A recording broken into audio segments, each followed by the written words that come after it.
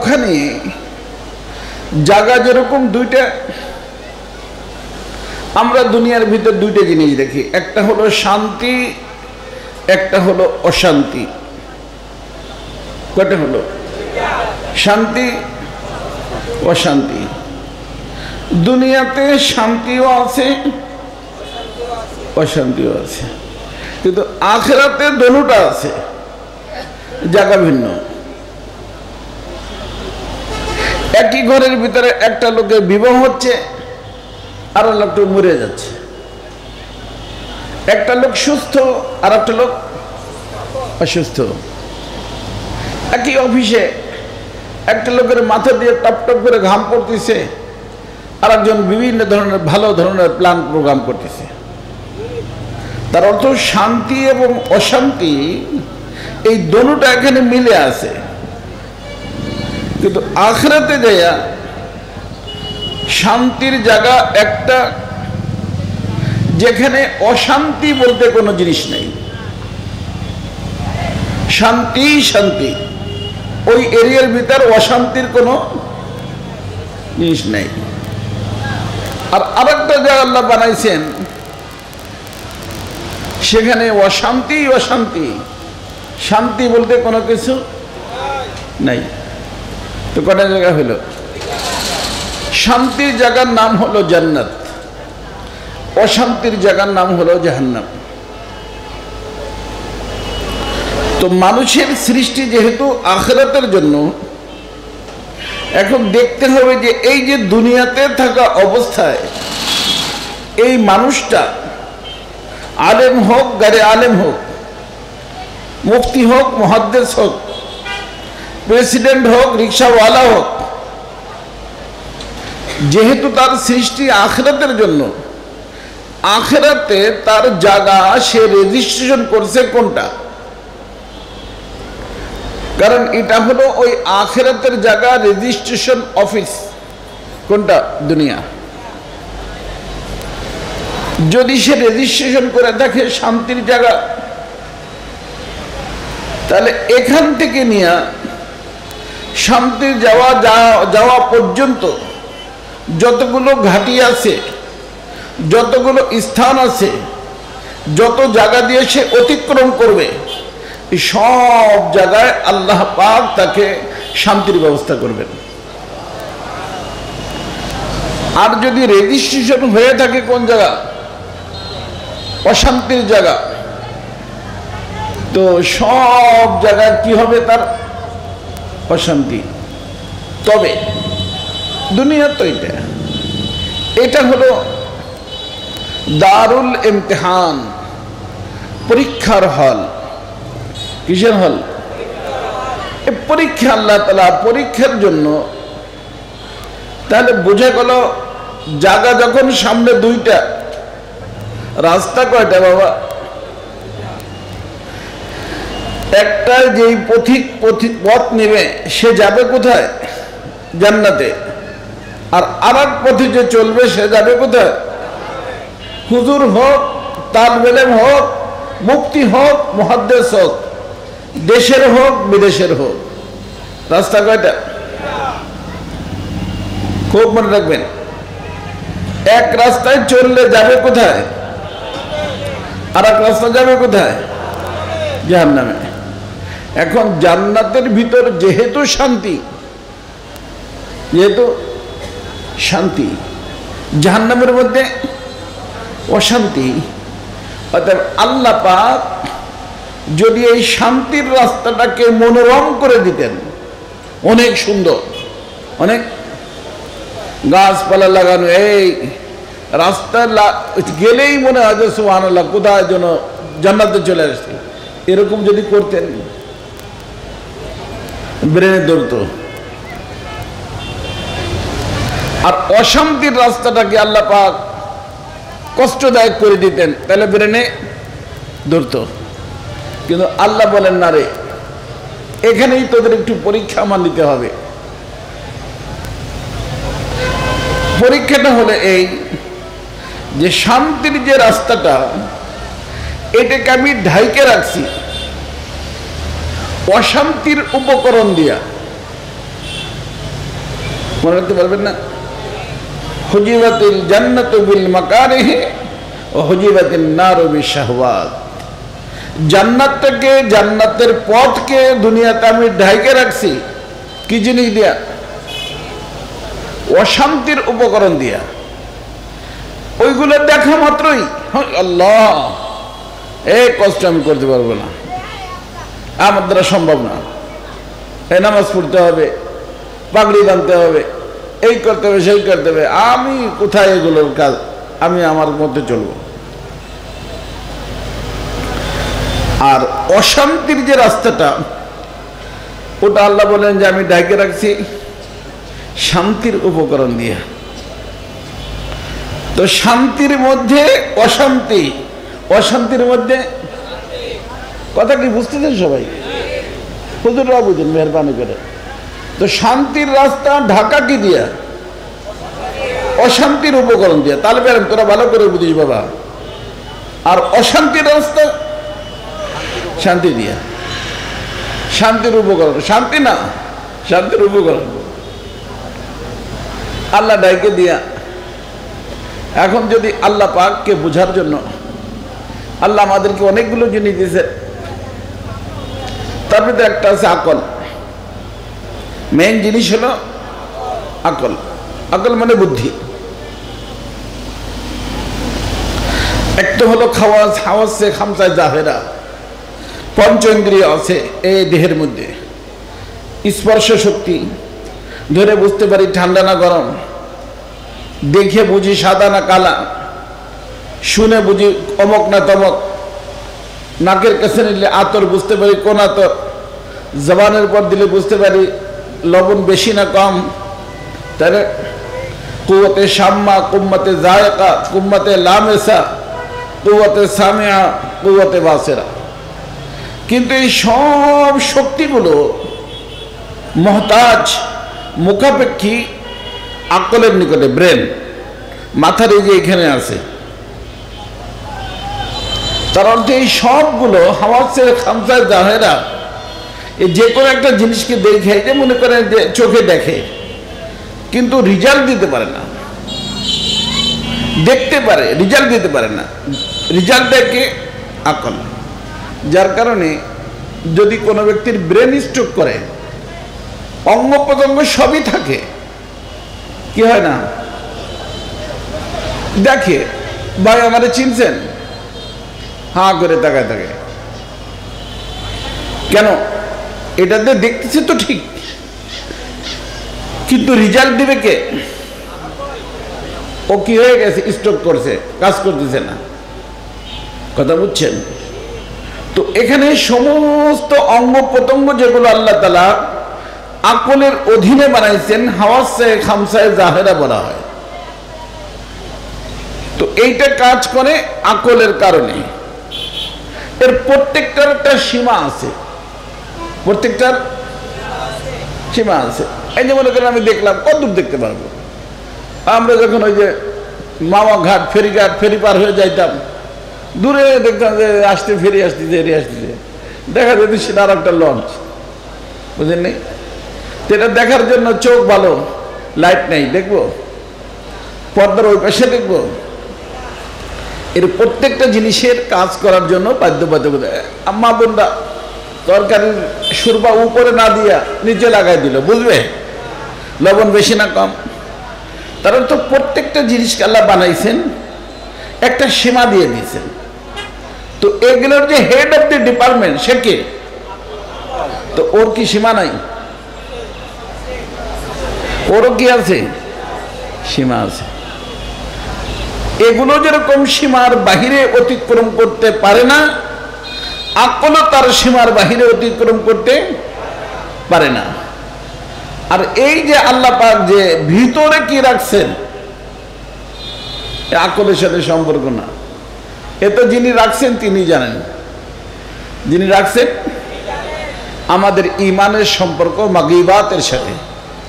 আমাদের মেইন জিনিস হলো ইমান বিল গায়ব, আল্লাযীনা ইউমিনুনা বিল গায়ব, অদৃশ্য, অদৃশ্যের সাথে আমাদের সম্পর্ক। তো এখন যেখানে গিয়ে আকল শেষ হয়, খুব মনে রাখবো বাবা, কাল পেলেমটা, যেখানে গিয়ে আকলের দৌড় শেষ, ওখানে গিয়ে আল্লাহর মেহেরবানিতে আল্লাহ পাক আর একটা জিনিস রাখছেন, ওটার নাম হলো ওহী। ওখান থেকে ওহী শুরু হয়। আর আমাদের দ্বীনের সম্পর্ক আকলের সাথে না, ওহীর সাথে। কিসের সাথে? ওহীর সাথে, আকলের সাথে না। অতএব যদি কোনো ব্যক্তি আকলের মাধ্যমে দ্বীনকে বুঝতে চায়, সে বুঝতে পারবে না। আজ পর্যন্ত পারে নাই, কিয়ামত পর্যন্ত পারবে না। দ্বীনকে বুঝতে হলে ওহীর সাহায্য নিতে হবে। আর এই ওহী আল্লাহ পাক পাঠাইছেন দুই ধরনের। একটা ওহী পাঠাইছেন আদম আলাইহিস সালাম থেকে নিয়ে নূহ আলাইহিস সালাম পর্যন্ত। ওই ওহীর মাধ্যমে আল্লাহ পাক দুনিয়া আবাদ করা শিখিয়েছেন। এই দুনিয়া কিভাবে আবাদ হবে, ওহীর মাধ্যমে। কি আবাদ করা শিখিয়েছেন? দুনিয়া। কারণ আখিরাত ওই ব্যক্তি আবাদ করতে পারবে যে দুনিয়াতে আসবে। যে দুনিয়াতে আসবে না, তার আখিরাত নাই। এই যে অনেক সময় দেখবে যে মায়ের পেটে সন্তানের ইন্তেকাল হয়ে যায়, ও জান্নাতি না জাহান্নামী, এ ব্যাপারে আমাদের কারো কতিভাবে বলার কোনো কি নাই। কিন্তু একটা লোক দুনিয়াতে আসলো, আল্লাহ পাকের হুকুম মতে চললো, আল্লাহ পাক ইচ্ছা করলে জাহান্নাম দিতে পারেন, কিন্তু আল্লাহ পাক ওয়াদা খিলাফি করেন না। আল্লাহ পাক একে জান্নাত দিবেন। তো এই যে জান্নাতের অধিকারী সে হলো কিসের কারণে? দুনিয়ায় আসার কারণে। অর্থাৎ দুনিয়া দরকার। এই জন্য সর্বপ্রথম আল্লাহ তাআলা দুনিয়া কিভাবে আবাদ হবে এই ওহী আল্লাহ পাঠাইছেন। কত দূর পর্যন্ত? নূহ আলাইহিস সালাম পর্যন্ত। এই জন্য নূহ আলাইহিস সালামকে বলা হয় আব্বালুর রুসুল।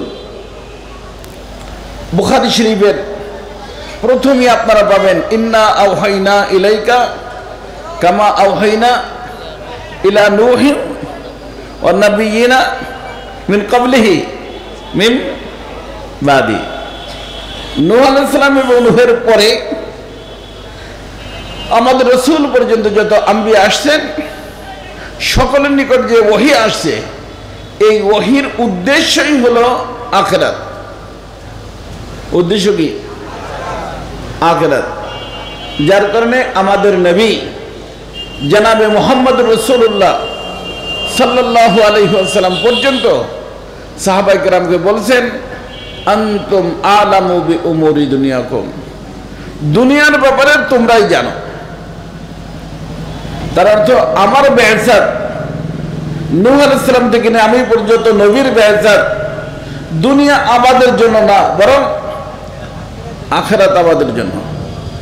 আর এই দুনিয়া আবাদ করার জন্য ওহী পাঠাইছেন। ওই ওহীর মাধ্যমে দুনিয়া চলবে, কিন্তু কতদিন চলবে? যতদিন পর্যন্ত আখিরাত আবাদ করার লোক দুনিয়াতে বিদ্যমান থাকবে।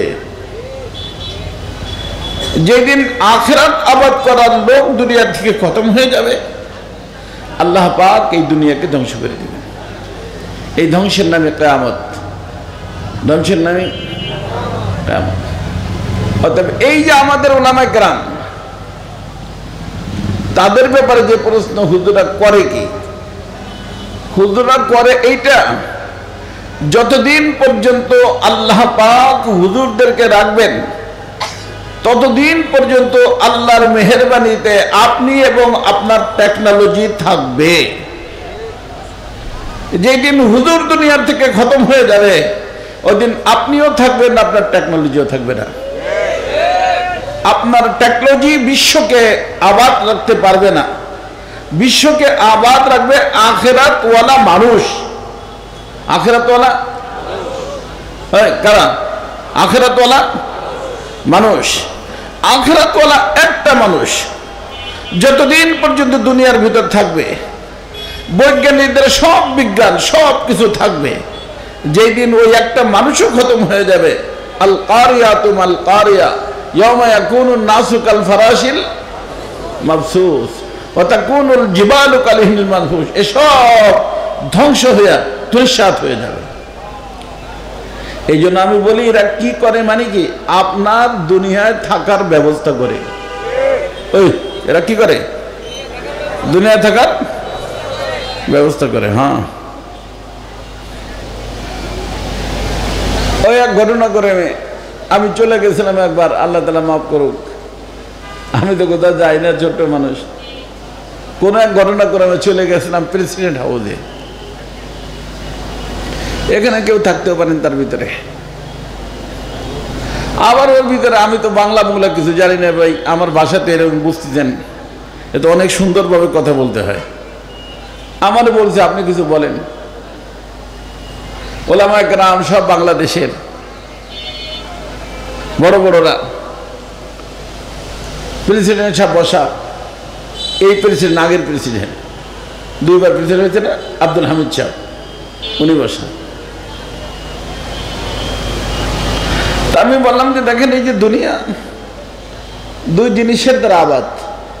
কয় জিনিস? একটা হলো জাহিরি, একটা হলো বাতিনি। কটা শক্তি? জাহিরি শক্তি, বাতিনি শক্তি। জাহিরি শক্তি আলাদা, জাহিরিকে চালাক, কিন্তু চালাইতে হবে বাতিনি শক্তির সাথে সমন্বয় করে। আজ পর্যন্ত যখনই কোনো জাহিরি শক্তি মনে করছে যে আমার বাতিনি শক্তির দরকার নাই, উড়ে গেছে, থাকে না, ইতিহাস দেখেন। আর জাহিরি শক্তি আলাদা, যখন বাতিনি শক্তির সাথে সমন্বয় করে চালাইছে, আল্লাহ পাকের মেহেরবানিতে গুনার কাজ করলে অনেক দিন পর্যন্ত রাজত্ব করে গেছে। তারা গুনাহ করে নাই তা না, করছে, কিন্তু কার সাথে? বাতিনি শক্তির সাথে। তো একটা হলো জাহিরি শক্তিওয়ালা মানুষ, আর একটা হলো বাতিনি শক্তিওয়ালা মানুষ। রে বাবা, আলহামদুলিল্লাহ, এই যে উলামায়ে কেরাম, তোলাবা এ মাদ্রাসা যারা পড়ায়, আল্লাহ পাকের মেহেরবানি, এদের সম্পর্কই বাতিনি শক্তির সাথে। এদের জন্য বাতিনি শক্তি সবসময় সাথে থাকে। বলে আমাদের সাথে থাকে না, থাকে, আপনার সাথেও থাকে। হাদিসের ভিতরে কি আসছে যে যখন তালেবে ইলম বাসা থেকে বের হয়, আল্লাহর রহমতের ফেরেশতারা তার সাথে আছে না? আছে, ফেরেশতারা থাকে, নূরের পর বিছিয়ে দেয়, এমনকি কায়নাতের সবকিছু তার জন্য দোয়া করে। হাত্তাল হিতানু ফিল মা ওয়ান নামলাতু ফি জুহরিহা। হিতান মানে মাছ, পানি ভিতরে মাছ, গর্তের ভিতরে পিপিলিকা, ওরাও কি করে?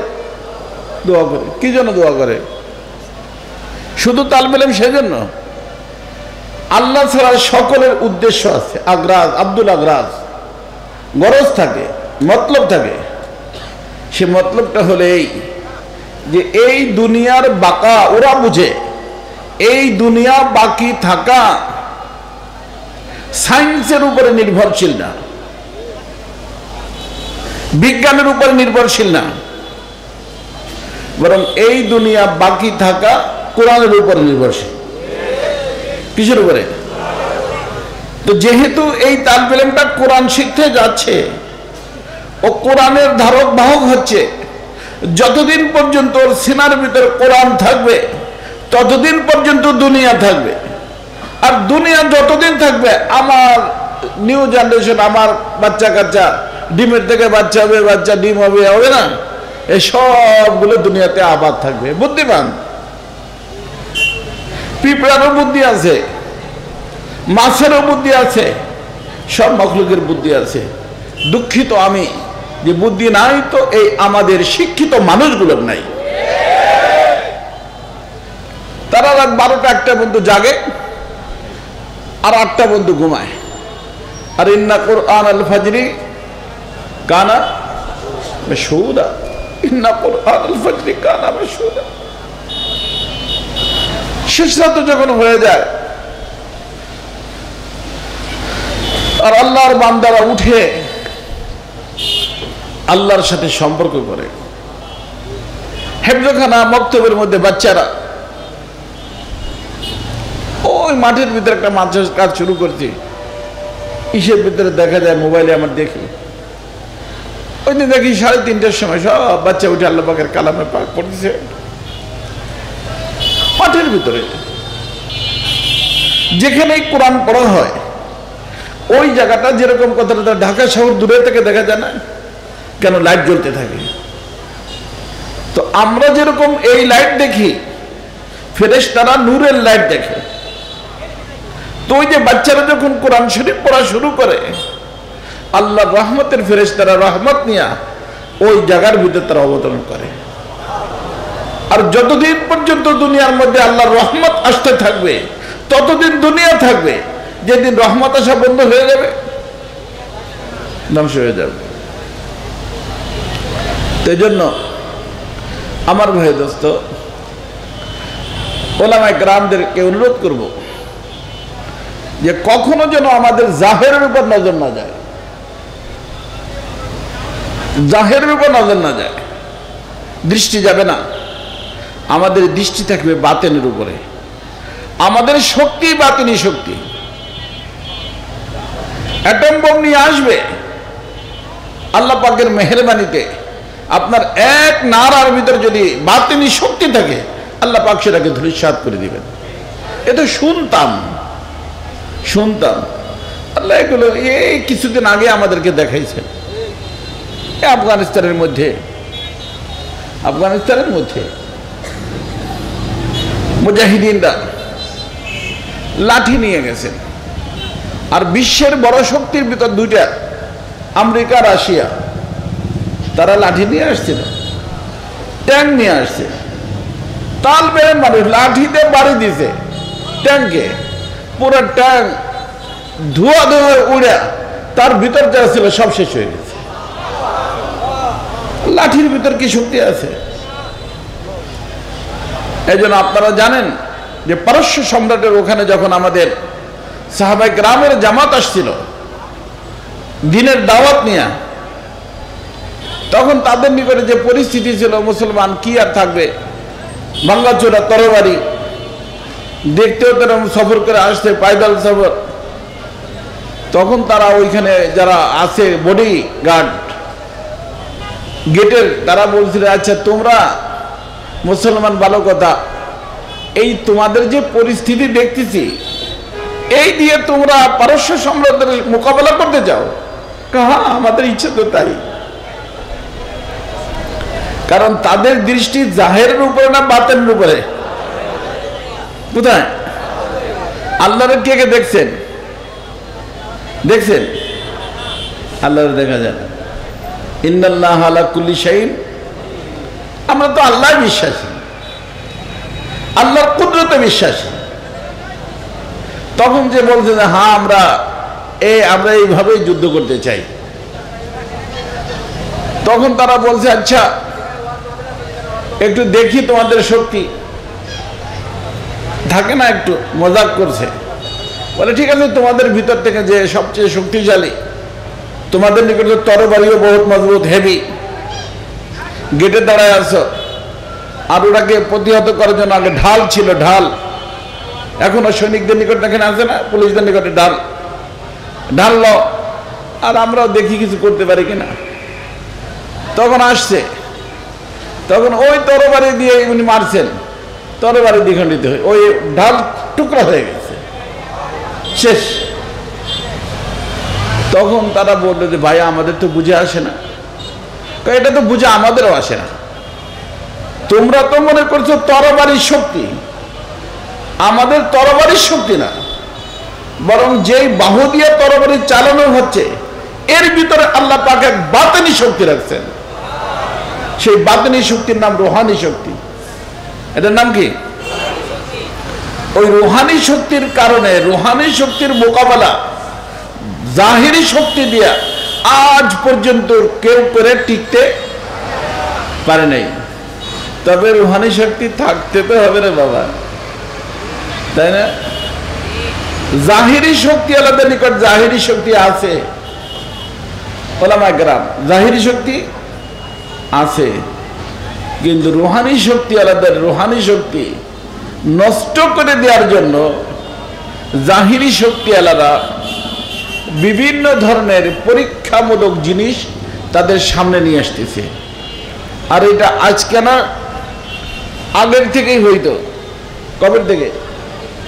আমাদের রাসূলুল্লাহ সাল্লাল্লাহু আলাইহি ওয়াসাল্লাম কি শক্তি নিয়ে আসছিলেন? রুহানি শক্তি। সেই রুহানি শক্তিকে নষ্ট করার জন্য এই জাহিরি শক্তি আলারা চারটা জিনিস পেশ করছে। কয়টা? চারটে বলবো, এর ভিতরে হুজুর আসলে চলে যাব।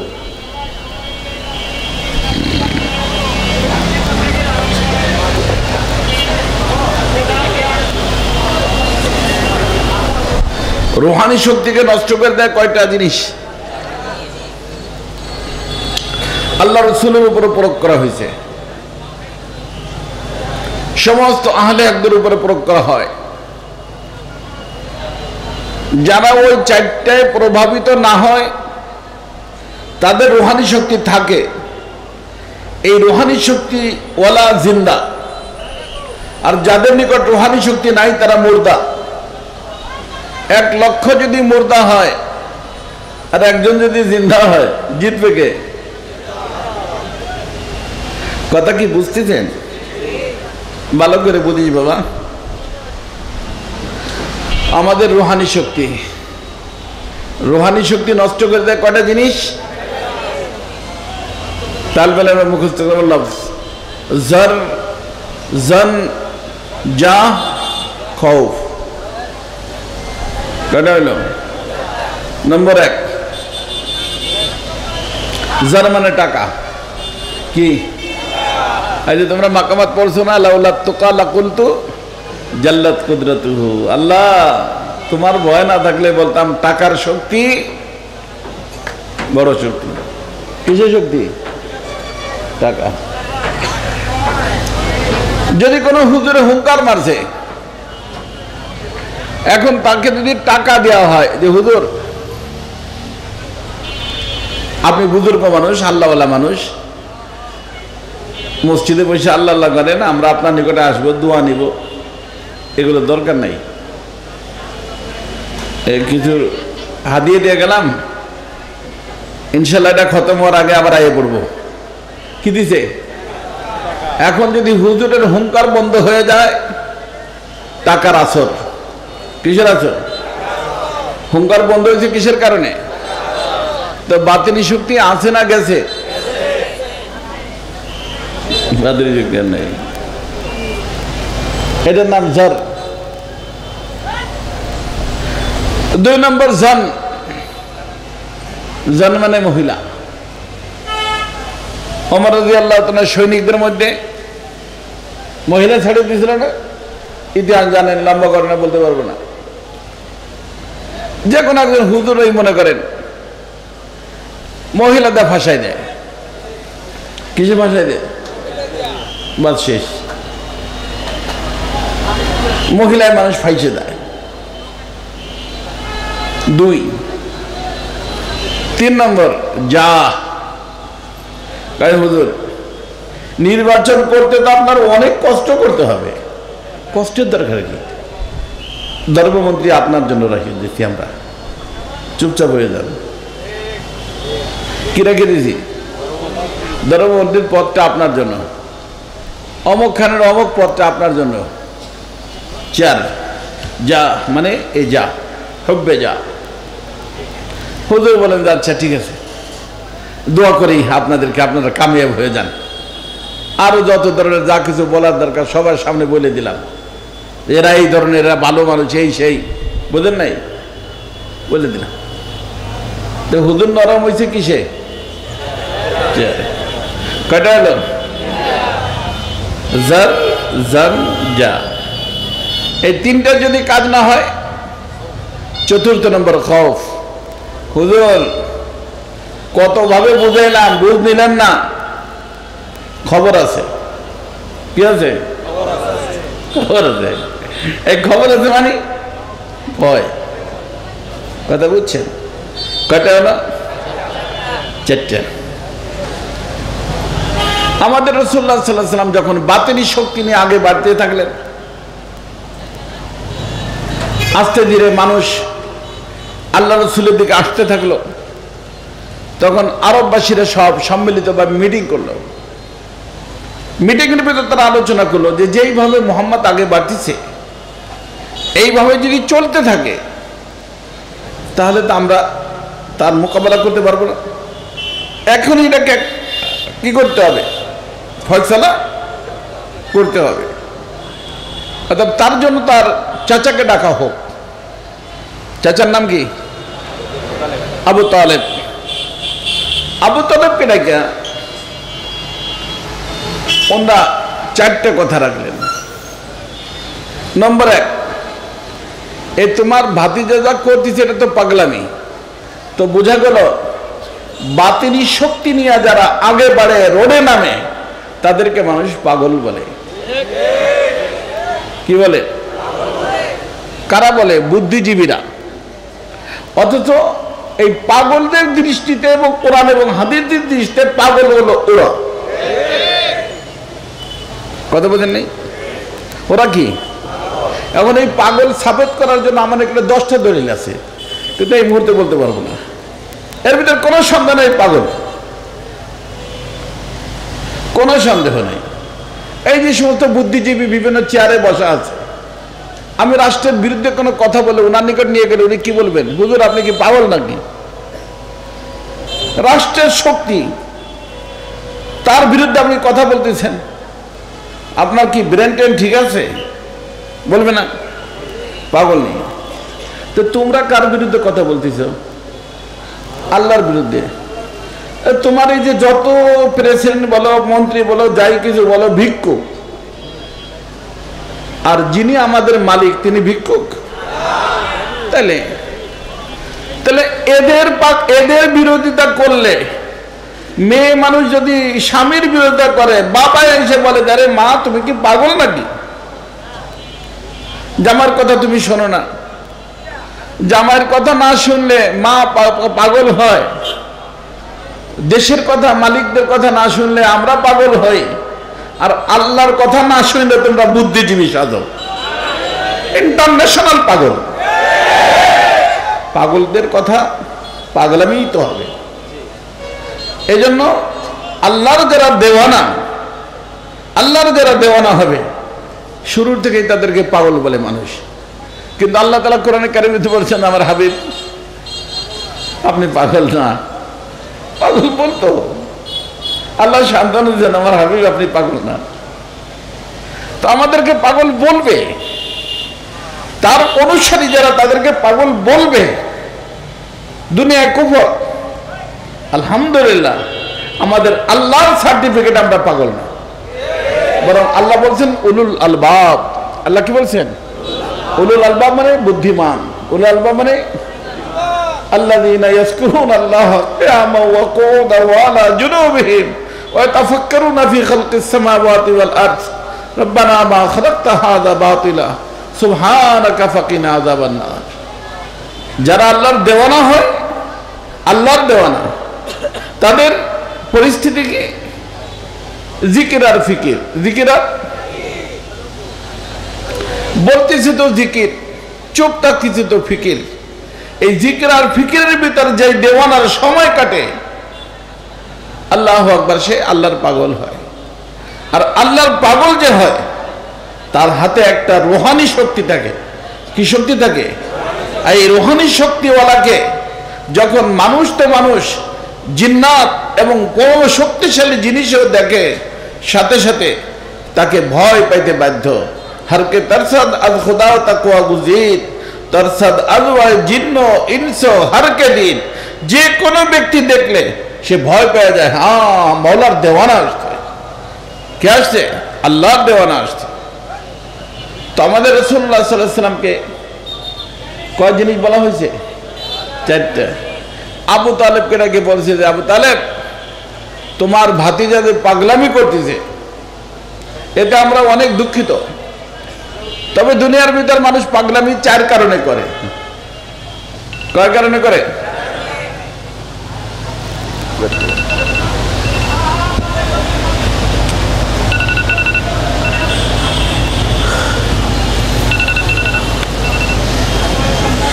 পারলা না? বন্ধ করো। কয় কারণে করে? টাকার পাগল হয়। কিসের পাগল? অনেকে টাকা পয়সা মারি যায়, কি হয়ে যায়? পাগল হয়ে যায়। তো তোমার ভাতিজা যদি টাকার পাগল হয়ে থাকে, তাহলে আমরা আরব দেশের সব নেতাজিরা এখানে বসা, আমাদের সম্মিলিত সিদ্ধান্ত, তোমার ভাতিজাকে আমরা টাকা দিয়ে দিব। সবচেয়ে বড় আরব দেশের ধনী তোমার ভাতিজা হবে। আবার অনেক সময় লেডির পাগল হয়, টেডি, বাপ মারে বলে দেয়, সবাই বলে দেয়, রোডে রোডে করে পাগল হয়। তো এমন যদি হয় তোমার ভাতিজা বিবাহিত হইতে পারে, অবিবাহিত হইতে পারে, যার মেয়েই হোক, যদি অবিবাহিত হয় সাথে সাথে ভাতিজা পেয়ে যাবে। আর যদি বিবাহিত হয় তো তার থেকে তালাক নিয়ে আমরা কি করব? তোমার ভাতিজাকে দিয়ে দিব। কয়টা হলো? নম্বর 3, যদি তোমার ভাতিজার নেতা হওয়ার নেশা হয়ে থাকে। কিসের নেশা? হ্যাঁ, নেতা হওয়ার নেশা হয়ে থাকে। নেতা হওয়ার নেশা হলে এরকম হয়, বুঝে আসছে? তাহলে আমাদের সিদ্ধান্ত, আমরা সম্মিলিতভাবে, ওই যুগে পাগড়ি পরাই দিত। কি পরাইতো? নেতাজি পাগড়ি পরা থাকতো। তো আমরা নেতার পাগড়ি তোমার ভাতিজার মাথার উপরে পরাই দিব। আরব দেশের নেতা, আরব দেশের ধনী সুন্দরী মহিলা, আর আরব দেশের কি নেতা। এই তিনটা হলো মারগুবাত, লোভনীয়, যার প্রতি মানুষ লোভ করে পাগল হয়। এতে যদি তোমার ভাতিজা রাজি হয়ে যায় তাহলে আমরা করবো এটা। আর যদি না করে তাহলে কি আছে?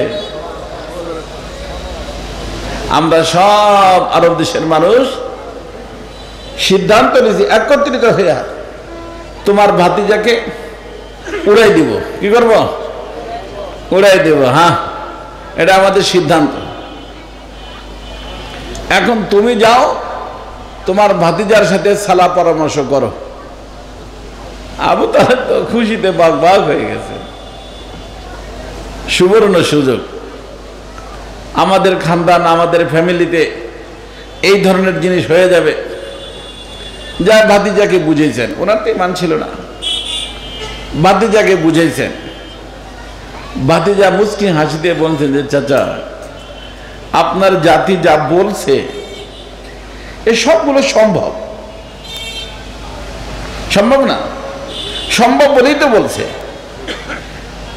তারা যদি অসম্ভব কিছু বলে, সেটা হলো তারা যদি এই বলে যে মুহাম্মদ, তোমার এক হাতে সূর্য আর এক হাতে চন্দ্র, এইটা আমরা এনে দিচ্ছি, তুমি এই কথা থেকে ফিরে আসো, তারপরেও মুহাম্মদ একটু এদিক সেদিক হবে না। এর নাম তাওহীদ। কি নাম? তাওহীদ। এই জন্য শেখ সাদি রহমতুল্লাহ বলছেন, মুওয়াহিদ চেবার পায়ের ইজি জারাস চেফাউলাদে হিন্দি নাহি বরসরাস। যে মুওয়াহিদ তার পায়ের উপরে যে তিনটা যদি আইনে পেশ করো তাতেও পরিবর্তন আসে না। আর যদি মাথার উপরে হিন্দি তরবারি রেখে বলে 2 টুকরা করে ফেলবো, তাতেও তার ভিতর পরিবর্তন আসে না।